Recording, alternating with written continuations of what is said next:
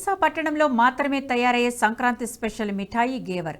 ఆంధ్ర పూతరేకులు, కాకినాడ కాజా ఎంత ప్రత్యేకమో భైంసా పట్టణంలో గేవర్ మిఠాయి అంత ప్రత్యేకం.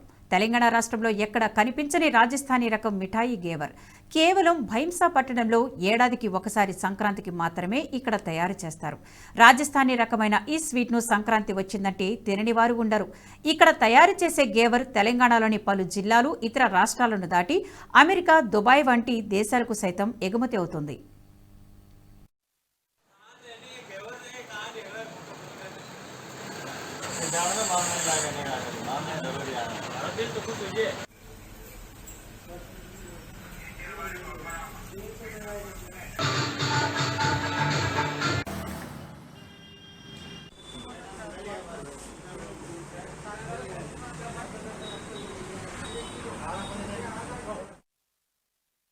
గత కొన్ని దశాబ్దాల నుంచి రాజస్థానీలు భైంసాలో స్థిరపడ్డారు.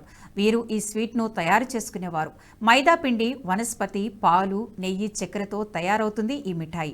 దాదాపు 45 సంవత్సరాల కిందట భైంసా పట్టణ ప్రజలకు పరిచయం చేశారు మోహన్ లాల్ అనే రాజస్థానీ.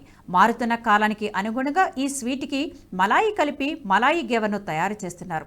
ప్రస్తుతం ఈ స్వీటు సంక్రాంతి పండుగ రోజు ఖచ్చితంగా తినాలి అన్నంత రుచికరమైన తినుబండారంగా మారిపోయింది. కేవలం సంక్రాంతి పండుగ సీజన్లోనే ఈ రకం స్వీట్ దొరుకుతుంది.